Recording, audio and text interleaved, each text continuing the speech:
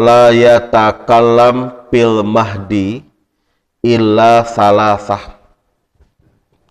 Di dunia ini sepanjang sejarah tidak ada bayi yang bisa bicara kecuali ada 3 orang katanya. Jadi tidak ada bayi yang bisa bicara kecuali 3 orang. Bismillahirrahmanirrahim. Alhamdulillah hamdan katsiran tayyiban mubarakan fih mubarakan alaih kama yuhibbu rabbuna wa yarda. Asyhadu an la ilaha illallah wahdah la syarikalah wa asyhadu anna Muhammadan abduhu wa rasuluhul lazi la nabiyya ba'dah. Amma ba'du fa uhayyikum bi tahiyatil Islam bi tahiyati Rasulillah sallallahu alaihi wasallam. Assalamualaikum warahmatullahi wabarakatuh. Jemaah subuh yang sama-sama mengharap ridha Allah. Salah satu bukti kekuasaan Allah yaitu banyak sekali kisah-kisah yang bisa dijadikan pelajaran untuk kita semuanya. Dan kisah ini banyak sekali hal yang tidak dimengerti oleh kita. Jadi tantangannya kalau menyampaikan kisah terdahulu, pertama memang harus memakai iman. Kalau tidak memakai iman tidak akan dimengerti oleh atau tidak akan diyakini maksudnya. Kalau tidak dimengerti memang pasti tidak akan dimengerti, tapi tidak akan diyakini. Yang kedua memang yang harus diceritakan ya ima wayahna harus mencari keterangan-keterangan yang sahih saja. Karena nanti kalau dibarengi dengan keterangan yang tidak sahih, itu nanti akan menambah kembang ceritanya.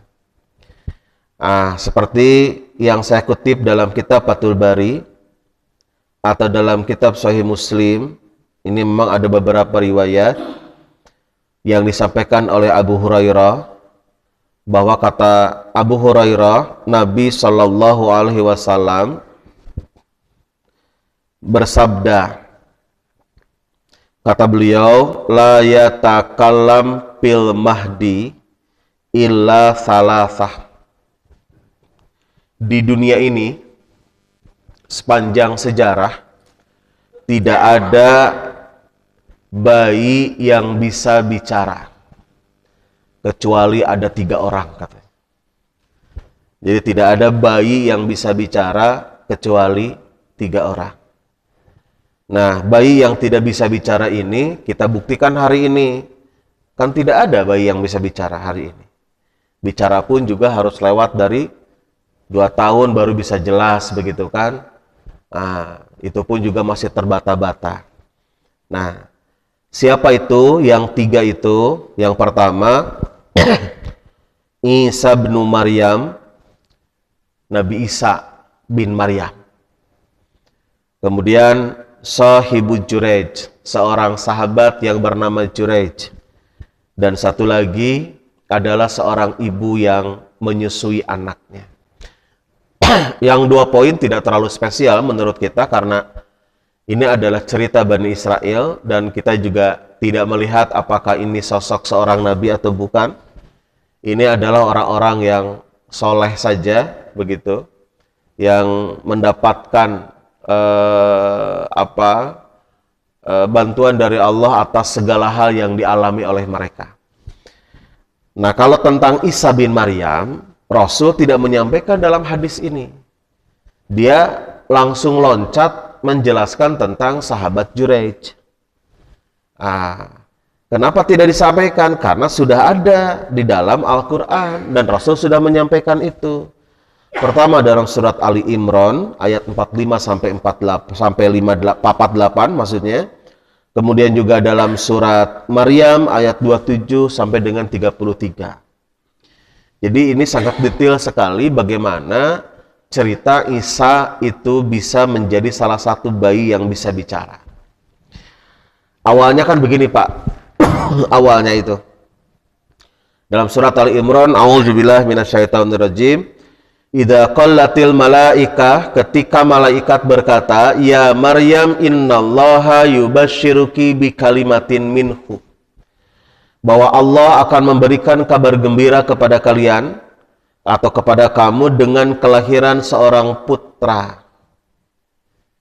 Minhu, yang diciptakan, maksudnya gitu, daripadanya itu yang diciptakan, bahkan tidak tanggung-tanggung bahwa putra yang lahir dari Maryam ini Allah sudah memberikan namanya langsung.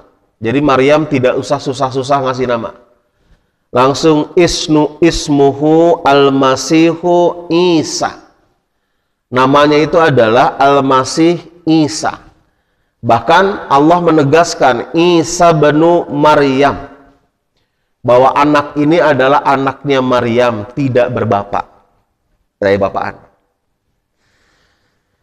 Jadi memang kalau hari ini banyak perempuan lahir anak tanpa bapak, itu jangan disamakan seperti Maryam.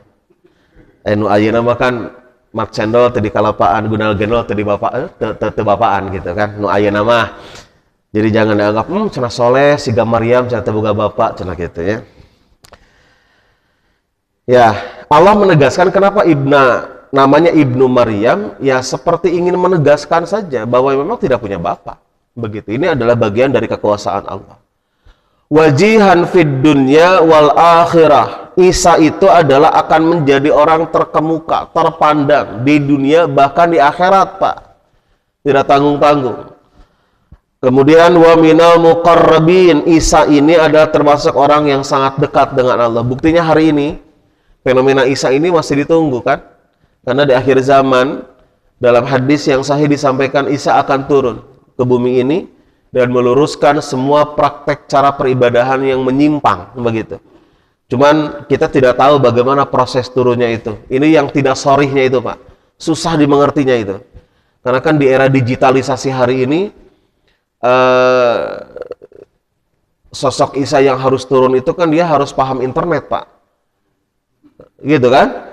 Dan Islam itu kan di dunia ini tercecer, persoalannya begitu. Jadi susah sekali kita menerjemahkan ini. Tapi Allah menyebutkan bahwa Isa akan turun di muka bumi ini. Nah, mungkin ada banyak hal yang tidak dimengerti oleh kita. Itu memang bagian dari kekuasaan Allah ya. Kita tunggu saja bagaimana model turunnya seperti apa.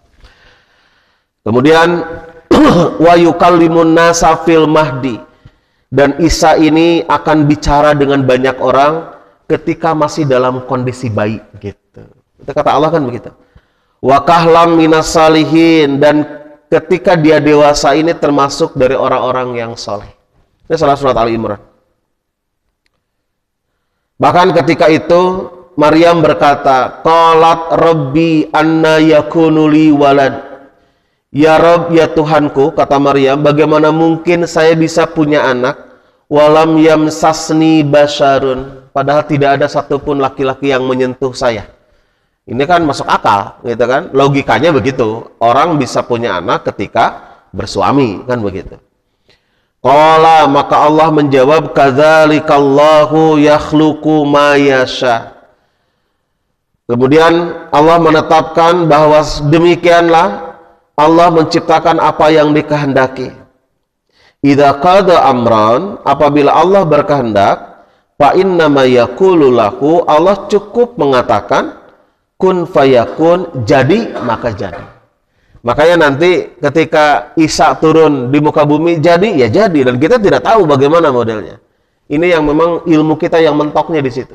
Ada banyak jamaah pertanyaannya begitu. Ustaz, gimana proses turunnya? Ya itu yang jadi masalah. Penjelasannya tidak detail segitu, penjelasannya begitu.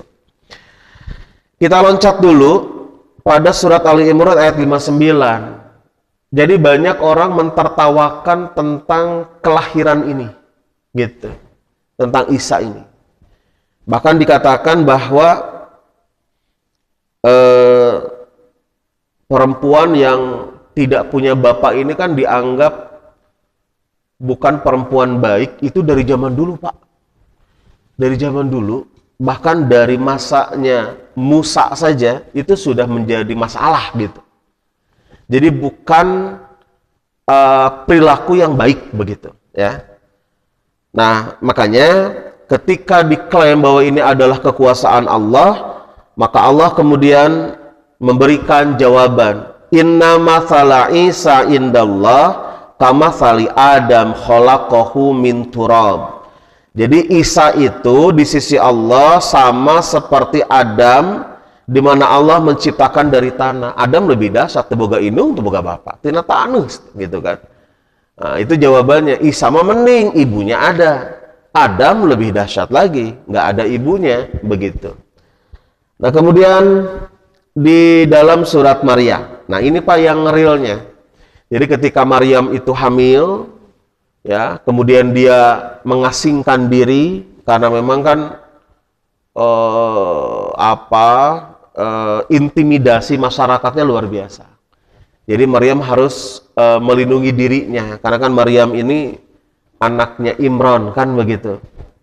Nah, ini menyelamatkan begitu. Pada akhirnya kemudian ketika Borojo lahir Maryam, Allah perintahkan supaya datang ke tengah-tengah masyarakat.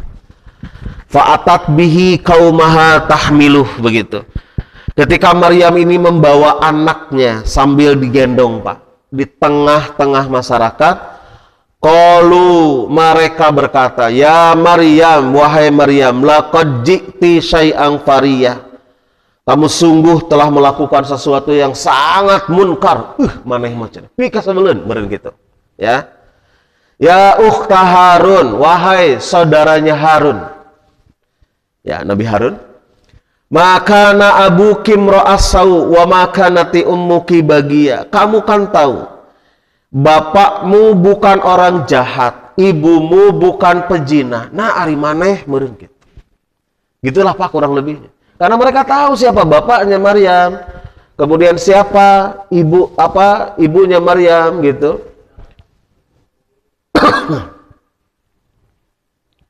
Ya.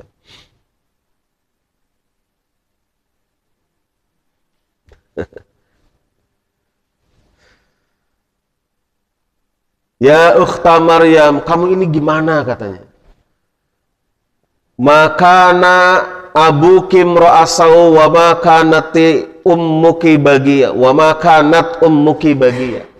Bapakmu bukan penjahat, ibumu bukan pezina. Kenapa kamu melakukan itu? Maryam tidak berkata, Pak. Karena perintahnya diam. Pak asyarat ilai. Kemudian Maryam berisyarat kepada, menunjuk pada anaknya. Lamu cek urama tanyakan ke dia. Tanyakan pada anak saya. Jadi langsung ngareret. Langsung begitu. Jadi kalau Maryam mengatakan ini dari Allah, ini begini-begini, nggak akan percaya begitu. Maka kemudian tiba-tiba qalu, mereka menjawab, kaifa nukallimu man kana fil mahdi sabiyya. Maryam katanya, bagaimana mungkin kami bicara dengan anak yang masih kecil ini, anak yang masih dalam ayunan seperti ini. Jadi setengah hati gitu. Ya. Kemudian ketika mereka semua fokus dengan anak ini, ya, dengan anak ini, tiba-tiba qala, Nabi Isanya berkata, inni abdullah, saya adalah hamba Allah. Dia bicara di depan, itu masih digendong, Pak, di depan semua orang banyak. Ataniyal kitaba wa ja'alani nabiyya, bahwa Allah akan memberikan Alkitab kepadaku. Kitab yang baru berarti Pak, merevisi yang Taurat Pak, yaitu Injil, dan akan menjadikanku seorang nabi. Wa ja'alani mubarakan aynama kuntu wa awsani bis shalah waz zakah ma dumtu hayya. Dan dia akan menjadikan aku seorang yang diberkati di mana saja ketika aku berada, dan memerintahkan kepadaku untuk mendirikan sholat, menunaikan zakat selama aku hidup. Berarti pas sholat zakat itu sudah dari dulu ya? Sudah dari dulu itu. Sholat zakat itu. Dan bentuk sholat dan zakat itu yang tidak sama dari setiap generasi. Wa barram biwalidati walam yaj'alni jabbaran sakiyah. Dan aku dijadikan sebagai orang yang berbakti pada ibuku, dan dia tidak menjadikan aku sebagai orang yang sombong kemudian celaka. Nah, kemudian wassalamu alayya yauma wulidtu wa yauma amutu wa yauma ub'atsu hayya. Dan kesejahteraan semoga dilimpahkan kepadaku pada saat aku dilahirkan, pada saat aku meninggal, dan saat aku dibangkitkan hidup kembali. Tuh, Pak. Jadi Isa mah begitu. Hidup, mati, nanti bangkit lagi. Gitu. Nah, kemudian ayat selanjutnya, zalika Isa bin Maryam. Itulah yang bernama Isa bin Maryam. Gitu ya. Nah, ikhwatul iman, inilah tentang Isa alaihi salam. Dia lahir kemudian bisa bicara di depan banyak orang, sampai kemudian banyak orang yang ya macam-macam ya. Ada yang kemudian langsung tunduk taat, percaya dengan Maryam, ada yang menolak dengan mentah-mentah. Karena memang begini, ketika Bani Israel ingin Musa menunjukkan kekuasaan Allah, Musa sudah menunjukkan banyak hal. Membelah laut, coba Pak, bayangkan, laut yang begitu besar dibelah. Kalau menurut pikiran kita, bodoh kalau orang tidak percaya kepada Musa sebagai nabi, kan begitu. Ya mana ada orang yang bisa membelah laut, begitu. Dan Musa kan menunjukkan itu. Menunjukkan banyak lagi, banyak hal Musa melakukan untuk bisa menunjukkan kekuasaan Allah. Tapi kemudian kan apa? Musa, kira-kira Allah itu gimana? Saya ingin lihat bentuknya gimana. Terus begitu, Pak. Itu karakter Bani Israel. Sampai Allah menurunkan ayat, kalaupun Allah tunjukkan dirinya di depan mereka, mereka tetap tidak akan beriman. Mau beriman, begitu. Ya, karena dianggapnya tetap adalah sihir. Ya, waktu iman. Makanya Nabi Isa ini yang kita lihat dalam fakta sejarah ya, selalu melahirkan sekte, begitu Pak. Faham. Makanya agama ini cukup unik sebetulnya sampai hari ini. Bahkan tidak hanya itu, kalau Irena Handodo dalam bukunya Islam Dihujat, selalu saja ada momentum yang besar, maka dia akan masuk ke situ. Misalnya hari kelahiran Dewa Matahari, maka mereka akan mengklaim gitu kan, bahwa Isa adalah anaknya Dewa Matahari, begitu. Akhirnya ada hari raya Epifani dan selanjutnya. Itu terus begitu, pokoknya mana we anu gede, dia masuk ke situ dan mengklaim itu. Termasuk di Sunda, Pak. Nggak tahu kalau di Jawa ada nggak ya? Kalau di Sunda ada, Pak. Namanya itu Kristen Pasundan namanya. Ya, Kristen Pasundan. Ini kan sebetulnya aliran ini meyakini bahwa Isa ini adalah keturunan Prabu Siliwangi. Jadi ketika Prabu Siliwangi ini istrinya melahirkan seorang anak perempuan, padahal yang ditunggu itu anak laki-laki yang bernama siapa, Pak? Kian Santang ya, kadienakeun mah.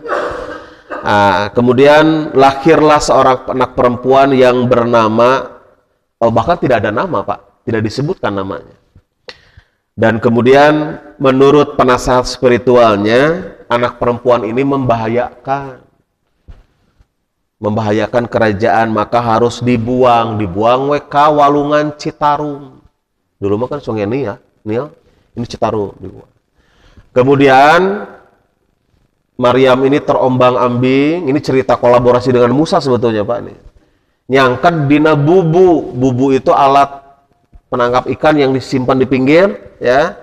Itu miliknya Aki Imron namanya, Pak. Ya. Sanes Ali Imron, Aki Imron, gitu. Nah, kebetulan Aki Imron teh geus kolot teu boga anak. Ini cerita Ibrahim ini. Dengan seorang istri yang bernama Sarah, Pak. Kemudian dibawa anak ini, disayangi, kemudian dididik sampai kemudian dewasa. Atohna kacida. Kemudian tiba-tiba setelah dewasa, bahkan Aki Imron yang menamai perempuan yang bernama Maria gitu. Setelah dewasa, tiba-tiba ada cahaya yang masuk ke dalam perutnya. Ternyata dihamili oleh Roh Kudus gitu, Pak. Ya. Nah, kemudian ceritanya Maria ini ya sama ceritanya begitu, Pak, masuk di tempat yang sepi, masuk di kandang domba. Dia tinggal di sana karena takut dengan masyarakat. Di kandang domba kemudian lahiran Pak Isa Maria itu. Ai lahiran nate itu kebetulan lahirnya itu bayi laki-laki. Tali ari-arinya itu nggak bisa putus. Maka ada Prabu Giliwengsi yang dia punya keris karena nyaah ka Maria. Maka diberikan kerisnya untuk bisa memotong tali ari-ari. Kalakah coplok tina gagangna sup kana jero bujalna. Si kerisna terus masuk, jadi keris terusnya jadi Kristus gitu. Itu Pak, asal mualnya begitu ya. Dan itu terjadi di mana? Terjadinya itu di Gunung Halu, Kecamatan Ciranjang, Kabupaten Cianjur. Itu ada Pak bukunya. Ada bukunya.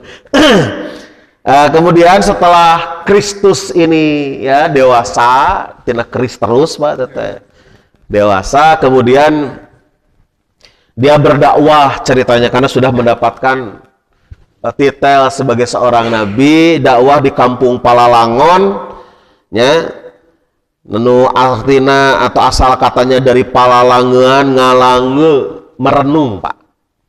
Dan ketika Jibril datang memberikan wahyu, kemudian Kristus dakwah di Cianjur di depan para pemuka agama, ternyata dakwahnya itu dianggap meresahkan. Tapi dia tetap diskusi dengan tokoh. Sambil mereka berdebat dengan Isa, eleh debat nate. Kemudian Buluham Belehem, tina Buluham Belehem, daerah eta teh disebut we Bethlehem. Gitu. Nah gitu banyak karena eta ada keresan pasunan banyak. Iya. Itu kalau kita baca sampai tuntas, ya karena kita tahu alur cerita, jadi maca nanti juga maca novel gitu Pak, anu pikalucuan, kagugu gitu Pak ya, kata orang Purwakarta. Yang kedua, kata Rasulullah, setelah Isa disampaikan, ada yang bernama sahabat Jurej. Dan Jurej ini adalah rajulan abidan, orang yang sangat taat ibadah. Fatakhoda sauma'ah, bahkan saking taatnya dia ingin ibadah tidak diganggu, dia bikin sinagog sendiri Pak, karena memang orang Yahudi, dia bikin ibadah sendiri ya. Faqala pakana fiha fa'atathu ummuhu wa huwa yusalli. Nah ketika Jurej ini beribadah di tempat ibadahnya dan dia sedang sholat begitu, tiba-tiba ibunya datang memanggil Jurej, ibunya. Ya Jurej, kata ibunya. Maka kemudian Jurej yang sedang sholat, dia berkata dalam hatinya, dah kadangu kan, dia terdengar ibunya berteriak, ya Rabb ummi wassolati, ya Tuhan ibuku memanggil. Urang temilih nuluikin sholat, atau saya temui ibu saya dulu. Nah, tiba-tiba dia memilih fa'aqbala ala sholati pansorofat. Kemudian Jurej ini memilih sholat, tengawaro, tidak mendengar seruan ibunya. Maka kemudian ibunya pulang. Falamma kana minal gad atathu wa huwa yusalli. Di besoknya datang lagi, sama kayak tadi Pak, sama kayak tadi. Sedang sholat dan Jurej memilih. Jadi pas kebenaran datang ke sholat gitu. Sampai kemudian 3 kali ya ibunya datang dan Jurej tetap memilih untuk sholat, tidak mau misalnya menghampiri ibunya sebentar gitu. Kemudian tiba-tiba faqalat, ibunya berkata, keheul ibunya itu ya, Allahumma la tumithu hatta yanzura ila wujuhil mumisat. Yo, ini Pak bahaya nih Pak. Ya lamun indung geus keheul ngadoakeun eta teh bener. Ya Allah, jangan kau matikan si Jurej ini sebelum dia dapat fitnah dari seorang perempuan pelacur. Jadi perempuan pelacur itu kan tidak terhormat ya di lingkungan itu. Ya pokoknya mah tong nepi ka maot saacan menang fitnah gitu. Kita indung. Makanya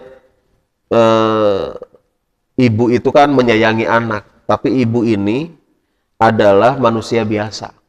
Terkadang emosinya tidak bisa terbendung dan terbatas, melebihi dari kasih sayang terhadap anak. Makanya hati-hati bahasa-bahasa yang dikeluarkan kepada anak, begitu. Ya. Lamun cek sebagian di kita mah mengatakan apa? Bisa jadi doa cenah gitu, kan begitu. Fatadzakara Banu Ismail Juraijan wa ibadatah. Kaum Bani Israel kemudian memperbincangkan tentang Juraij dan ibadahnya. Meren, aduh hebat orang soleh Juraij. Wah, dipuji-puji Pak, luar biasa. Karena beliau memang jarang sekali bergaul, memang fokus beribadah, ya. Tiba-tiba wa kanat imra'atun bagiyun yutamatsalu bi husniha. Ada seorang perempuan, ya, ada seorang perempuan, dan ternyata perempuan itu adalah seorang pelacur yang cantik, dan kemudian dia mengatakan begini, in syi'tum la'aftinannahu lakum. Kalau kamu mau, kalau kamu ridho, popularitas Juraij itu akan hancur di mata masyarakat, maka caranya aku akan fitnah dia demi kalian. Mau nggak kira-kira? Gitu. Ya masyarakat kan tertantang, kita uji keimanan Juraij. Masyarakatnya, iya kan begitu, sakwe gitu, ada bisa mah begitu. Yang jelas Juraij itu adalah orang soleh, gitu ya. Qala, maka Rasulullah SAW melanjutkan ceritanya. Fata'arradat lahu falam yaltafit ilaiha fa'atat ra'iyan kana ya'wi ila sauma'atih fa'amkanathu min nafsiha fawaqa'a 'alaiha fahamalat. Kata Rasulullah begini, mulailah pelacur itu menggoda Juraij. Ternyata Juraij itu tidak mudah terbedaya dengan godaan pelacur. Bahkan kalau Jainuddin MZ dulu, kalau tidak salah ya, ada ceramah begini. Bahkan Juraij ini dia pelacur ini dia sampai membuka baju di depan Juraij yang sedang sholat gitu, dikeliling. Tapi cerita itu nggak ada di hadis ini mah gitu. Pokoknya dia mengganggu saja Juraij ini sangat luar biasa. Dan ternyata kehe Pak perempuan ini, karena Juraijnya tidak bergeming gitu, biasa wae begitu ya. Kemudian ketika dia keluar dari tempat ibadahnya Juraij, dia melihat ada seorang pengembala yang biasa membawa rumput di sekitaran sinagognya Juraij.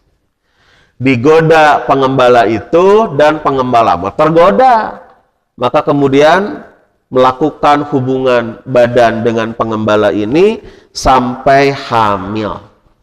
Ya. Ternyata cerita ini langsung loncat ke 9 bulan berikutnya setelah melahirkan. Ini yang ditunggu oleh perempuan yang pelacur ini. Dia tidak melihat pengembala itu. Nah, butuh. Yang dia butuh, dia punya anak lahiran. Ini klimaksnya di sini. Falamma waladat qala, ketika wanita ini hamil, maka perempuan ini berkata bari jeung gogorowokan Pak, huwa min Juraij, ieu teh cenah anaknya Juraij, ini anaknya Juraij. Fa'atauhu pastanzaluhu wa hadamu sauma'ata wa ja'alu yadribuna. Ini Pak perilaku zaman dulu. Belum diadili Juraij dengan detail, belum dikonfirmasi, tiba-tiba apa? Tiba-tiba langsung saja Juraij ini diintimidasi dengan cara dipukul, diamuk massa begitu istilahnya, sampai tempat peribadannya itu dihancurkan. Tempat ibadah dihancurkan. Barijeng ka Juraij belum ditanya begitu, benar enggaknya gitu. Gitu kan? Nah, tiba-tiba setelah Juraij terkapar karena memang dipukul banyak orang, faqala, maka kemudian Juraij berkata setelah semua berhenti, masya'nukum, ini ada apa, kata Juraij gitu. Jadi tempat ibadah nagis hancur, Juraij nagis terkapar begitu, karek Juraij bisa bertanya, ini ada apa begitu. Qalu, kemudian mereka mengatakan, zanaita bihadhil bagi fawaladat minka, kamu sudah berzina dengan perempuan ini, dan ini adalah anak hasil jinah kamu. Gitu. Ternyata setelah disiksa Pak, lain ditanya heula tuluy disiksa, bukan. Gitu ya. Nah, faqala, maka kemudian Juraij berkata, ainas sabi, Faja'u bihi, cikan mana cenah anaknya. Cek Juraij. Kan dia tidak tahu kan begitu. Tiba-tiba mereka mendatangkan, "Tah, ini anaknya." Bahkan ibunya ada di situ. Ya. Kemudian faqala da'uni hatta usolli fasalla. Tunggu sebentar. Tahan sebentar. Saya sholat dulu. Pak, ini hadis ini tentang sholatnya Juraij. Kalau nyambung dengan cerita Musa dengan Rasulullah ketemu di Sidratul Muntaha, bahwa kata Musa, kamu harus minta dispensasi kepada Allah tentang sholat wajib, karena dulu saya pernah melakukan sholat 50 kali sehari semalam, banyak yang tidak mampu. Kan begitu kata Musa. Makanya merintahkan kepada Nabi Muhammad supaya minta kepada Allah yang 50 kali itu terus diturunkan. Bahkan ketika Allah tetapkan 5 kali sehari semalam, Musa tetap mengatakan, minta lagi, pokoknya kudu pang letikna. Gitu, sholatnya itu. Tapi Nabi Muhammad kan tidak mau. Era gitu. Hayo bolak-balikan begitu. Akhirnya 5 kali inilah yang menjadi sholat yang kita lakukan. Subuh, duhur, asar, maghrib, dan isya. Itu 5 kali sehari semalam. Dulu Musa 50 kali. Nah, Juraij inilah salah satu yang taat dengan ibadah itu. Dia selalu sholat 50 kali sehari semalam begitu. Ya. Ketika selesai sholatnya, insorofa, dia kembali mendatangi semua masyarakat atas sobi, kemudian dia mendatangi bayi ini. Simpel Juraij itu. Pato anapi batnihi, ditekan perut bayinya. Waqala, dia mengatakan, ya gulam man abuka. Bayi, bapakmu siapa? Gitu cek Juraij. Ditekan perutnya, bayi, bapakmu siapa? Kola, tiba-tiba bayi ini bicara, fulanun arro'i, tuh bapak saya mah, tukang angon, Pak. Pengembala itu tuh, ditunjuk, aja jelema mana didinya. Gitu kan? Kola fa'akbalu ala Juraij yuqabbilunahu wa yatamassahuna bihi. Kata Rasulullah begini, akhirnya semua masyarakat langsung menapikan perempuan ini, disuruh supaya berangkat, begitu supaya meninggalkan tempat. Kemudian mereka menaruh hormat kepada Juraij sambil menciumi Juraij. Bakat tingkuh hayang meta hampura meureun gitu, ya. Nah, ini kan satu contoh bahwa masyarakat ternyata kagum dengan kekuatan atau bahasa mukjizat kalau pada nabi yang ada pada Juraij begitu. Wa qalu nabni laka sama'atak. Tenang Juraij, tenang. Kami akan bangun lagi tempat ibadah kamu. Pokoknya mah penghariwang gitu. Karena kesalahan kami, kan begitu? Bahkan min dahab, kita tidak akan tanggung-tanggung, kita akan bangun tempat ibadah kamu dari emas buatannya. Kemudian semoga salah makan gitunya, sok ngalobi nanti gitu. Tapi tiba-tiba kata Juraij, jangan. Uiduha mintin kama kanat fa'alu. Jangan katanya. Bangun saja seperti semula. Saya akan beribadah lagi di sana. Tiba-tiba mereka membangun lagi tempat ibadahnya Juraij seperti semula dan Juraij melakukan ibadah lagi. Nah, itu ceritanya Pak tentang Juraij itu.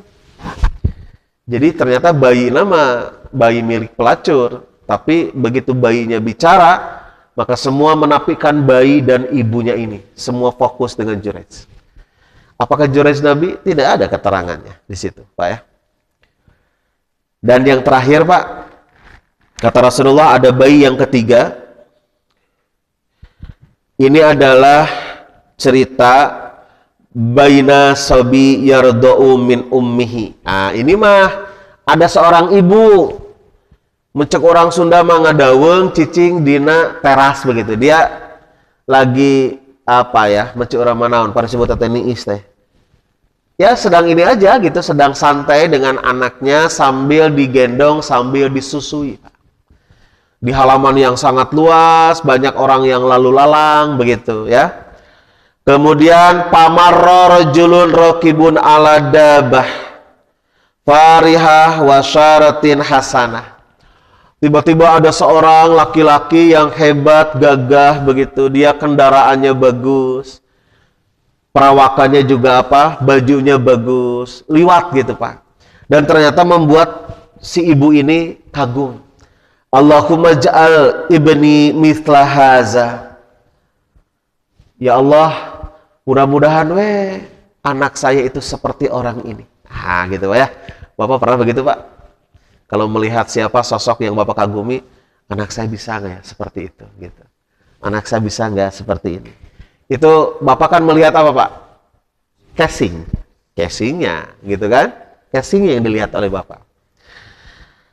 Kemudian fataraka tadiya wa aqbala ilaihi fanadara ilaihi. Tiba-tiba si bayi ini dia melepaskan susuannya, kan Yusuf lagi nyusu. Dia melepaskan dan melihat ibunya. Kemudian faqala, bayi ini ngomong, Pak. Allahumma la taj'alni mithlah. Ya Allah, jangan jadikan saya seperti orang itu. Cek bayi nanti. Summa akbala ala sadjihi faja'ala yartadi. Ibunya kan kaget, tapi bayi ini langsung kemudian menyusuk lagi. Bahkan Abu Hurairah berkata begini, "Faka'anni anzuru ila Rasulillah, saya melihat Rasulullah," kata Abu Hurairah, ketika mempraktekkan itu, yahki irtido'ahu bi isbaihi sababa fi pamihi faja'ala yamussuha. Rasul mempraktekkan caranya kita, Pak, diemut ujung jari. Rasul mempraktekkan itu, diemut, lepas, lihat ibunya, diemut lagi gitu.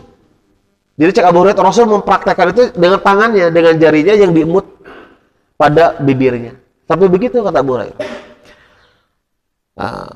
Qala wa marru bijariyah.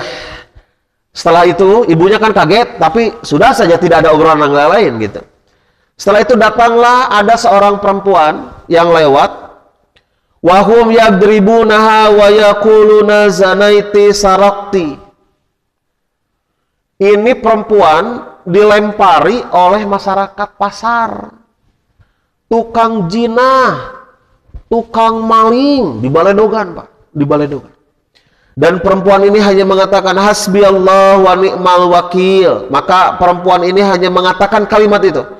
Hanya Allah penolongku, hanya Allah yang sebaik-baiknya penolong. Itu saja yang kalimat itu yang keluarkan oleh perempuan ini. Tapi masyarakat mengatakan dasar sial, tukang zina, tukang maling, tukang segala rupa. Ya. Lalu kemudian faqalat ummuhu, kan ruas ibuna ningali anu gitu, Pak. Maka Allahumma la taj'al ibni mislaha. Ya Allah, tolong nepi ke anak saya itu kayak orang itu, katanya begitu, ya. Maka tiba-tiba fataraka rada wa nadara ilaiha, bayinya langsung melepaskan ya susuannya dari ibunya, kemudian mengatakan Allahumma ja'alni mithlaha wa hunaka taraja'al hadis gitu. Nah, ya Allah, jadikan saya seperti perempuan itu, kata bayi itu. Dan ternyata terus begitu dilanjutkan dalam hadis itu, ibunya sampai kaget. Kata Rasulullah, singkat ceritanya, hal qamarra rajul hasanal hayah wa qultu Allahumma ja'al ibni mislah fa qultu Allahumma la taj'alni mislah wa marru bi hadhil ammah wa hum yadribunaha wa yaquluna zanaiti sarakti fa qultu Allahumma la taj'al ibni mislaha fa qultu Allahumma ij'ilni mislaha. Tiba-tiba ibunya langsung bicara dengan bayi ini. Kamu ini gimana, katanya. Coba bayangkan, ibunya sadar, kan ngomong dengan bayi yang disusui itu, Pak. Kamu itu gimana? Ada orang hebat, saya doakan supaya jadi seperti itu, kamu nggak mau. Berdoa yang berbeda. Ada orang yang bermasalah, saya katakan jangan seperti orang itu. Kamu bilang ingin seperti itu. Kamu itu celaka, kata ibunya. Kan begitu ya? Nah, ini gambaran kehidupan kita, Pak. Ya. Terkadang apa yang kita lihat, kita tidak tahu detail. Terkadang apa yang menjadi keinginan anak, kita juga tidak paham apa yang menjadi keinginannya. Tiba-tiba anak ini bicara, Allahumma la taj'alni mislah wa inna hadhihi yaquluna laha zanaiti wa lam tazni wa sarakti wa lam tasrik faqultu Allahumma ij'alni mislaha. Kata bayi, ibu, itu orang yang bajunya bagus, kendaraannya hebat, etamah, dia mah diktator, penjahat dia mah, katanya. Jadi dia bisa begitu tuh dari hasil kejahatan. Sedangkan perempuan yang dilempari ini, dia yang difitnah. Dia tuh perempuan soleh. Dia tidak pernah melakukan pencurian dan perzinahan, tapi dikena fitnah. Yang ibu lihat itu adalah senyatanya yang terjadi. Tidak tahu latar belakangnya seperti apa. Makanya bayi itu mengatakan, saya tidak mau seperti laki-laki yang jahat itu, tapi saya ingin soleh seperti perempuan ini. Waktu iman, itulah kemudian Rasul mengatakan tentang 3 bayi yang bisa bicara. Kalau kita lihat ya Pak ya, dari penjelasan Rasulullah, ceritanya sama tentang bayi yang bisa bicara. Tapi alur ceritanya inilah yang ada pada kehidupan kita sehari-hari. Terkadang ada orang yang soleh ketika mendapatkan masalah dari kesolehannya, biasanya hukumannya akan bertubi-tubi, Pak. Bapak coba perhatikan, kalau lingkungan sini, misalnya naudzubillah bin dzalik, ada orang yang bermasalah di sini. Pegawaian anak judi, mabok, tapi dia menyapa banyak orang. Kita mengatakan, saya macam biasa ada gitu. Bapak tidak pernah memukuli orang ini. Tidak pernah kemudian dijadikan dia bulan-bulanan dihantam luar biasa, disiksa, kan tidak. Kalau mau jelema ia lewat, si eta macam biasa ada tiba budak nage, bapak nage gitu, kan begitu. Tapi ketika ada seorang mubalik dan dia melakukan kesalahan, taruh misalnya ada yang menfitnah dia judi, kemudian dia melakukan penganiayaan, melakukan kesalahan, maka itu pasti Pak, orang ini akan mendapatkan siksaan yang sangat berat dari masyarakat. Ini sepertinya itu masyarakat ini sering mendengar petuah dari orang ini, tiba-tiba orang ini bertolak belakang dengan apa yang dikatakan, maka kekesalan umat itu berlipat gitu Pak. Padahal sebetulnya orang ningali jelema anu mabok, yang judi, yang lewat saja tidak kita siksa dia gitu kan. Tapi pada orang yang soleh ketika melakukan kesalahan sehingga gitu. Itu faktanya begitu, gitu ya. Makanya ada cerita ini Pak dulu itu.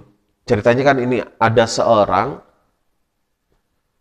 murid, dia sudah sukses, sudah hebat, kemudian dia berdakwah di satu tempat, dan ternyata yang dia jaga apa Pak? Marwah Pak. Pakaian, baju, cara bicara. Pokoknya yang dia jaga itu akhlaknya, termasuk keluarganya. Jangan sampai masyarakat menilai kita sebagai orang yang berperilaku tidak baik. Sehingga apa yang dia ucapkan, apa yang dia bicarakan selalu baik Pak. Sampai orang menganggap baik, memang jadi hormat kepada dia, dampaknya itu. Tapi dia melakukan itu hanya demi menjaga marwah dirinya. Jangan sampai dia termasuk pada orang-orang yang bermasalah, dimasalahkan. Lalu kemudian apa yang terjadi Pak? Tiba-tiba datang gurunya datang menemui beliau. Yang sebagai seorang murid kan langsung kan mempersilahkan gurunya tidur di rumahnya. Apa yang terjadi Pak? Kata gurunya, tolong belikan saya arak, katanya. Astagfirullah, cek murid nanti. Tapi jangan bilang siapa-siapa. Kamu kan murid saya. Kamu bisa tenar, kamu bisa soleh begini, saya didik sama siapa? Kata gurunya. Kan nggak bisa ngapa-ngapain sama muridnya. Belikan arak. Aduh, apa jawaban muridnya? Dia bukan mengatakan kepada gurunya takut sama Allah, itu adalah haram. Bukan Pak. Apa yang dikatakan muridnya? Pak, kalau saya beli arak nanti ketahuan masyarakat bagaimana? Itu yang dikhawatirkan oleh muridnya itu. Jadi nggak ngomong yang lain-lain, nggak menasehati gurunya. Akhirnya apa Pak? Saya nggak mau tahu, pokoknya belikan saya arak. Dibelikan Pak araknya. Dia pakai ini Pak, pakai penutup kepala. Dia beli arak ke sana dan tiba-tiba di tempat membeli arak, si penjual araknya itu asalnya biasa-biasa. Kemudian tersingkap wajahnya sedikit. Kok saya seperti kenal ya? Iya kan Ustadz, iyanya, kan gitu ya. Dia langsung menutup, langsung kembali Pak. Kemudian dia teriak, ini si Ustadz sedang beli arak. Wah, jadi ramai itu Pak. Tiba-tiba masyarakat menghampiri dan dibuka penutup kepalanya, benar dihabisi Pak. Habis-habisan. Padahal masyarakat tidak tahu itu arak sudah diminum atau belum. Kan baru dibeli ya Pak. Buat siapa? Kan tidak tahu. Udah langsung dihabisi. Pulang ke rumah, dia menangis. Bukan nangis karena sakit. Tapi nangis apa? Reputasinya hancur. Gara-gara gurunya. Kata gurunya, kamu menangisi apa? Katanya. Ya dia bilang, marwah saya jatuh. reputasi saya yang sudah dibangun dari sejak awal setelah belajar dengan engkau hancur begitu saja. Lamun cek orang sudah mana Pak? Halodo 1 tahun lantisku hujan sapoe. Kemarau 1 tahun itu bisa langsung hilang kemarau dengan hujan 1 hari penuh. Begitu. Makanya dia menangisi itu. Kata gurunya begini, takwa sama Allah. Kata muridnya, yang takwa itu harusnya engkau, karena engkau memerintahkan saya beli arak. Saya mah nggak mau minum arak katanya. Itu mah haram kata gurunya. Ya terus gimana merintah saya? Saya ingin menyadarkan kamu bahwa kalau kamu meningkatkan marwah bukan karena manusia, katanya begitu. Tapi karena Allah. Yang harusnya kamu menangisi ini, sebetulnya jangan menangisi, ini Allah memberikan peringatan. Kalau melakukan kebaikan, memakai baju yang baik, kemudian menjaga cara bicara, bukan karena kamu menjaga reputasi, tapi itu kamu lakukan demi mendapatkan ridho Allah, lain ridho manusia. Tuh lihat manusia, sekali saja kamu salah, kamu dihabisi habis-habisan. Padahal mereka semua hormat kepada kamu. Nah, ceritanya begitu Pak, kurang lebihnya ya. Tapi karenanya ini adalah salah satu muridnya dari madhab Syafi'iyah. Saya tidak menyampaikan yang itunya, takut salah maksudnya. Saya kutip ceritanya saja, ya begitu. Baik teman-teman, barangkali itu yang dapat saya sampaikan. Mudah-mudahan ada guna dan manfaatnya. Aku qouli hadza wa astaghfirullahi wa lakum. Assalamualaikum warahmatullahi wabarakatuh.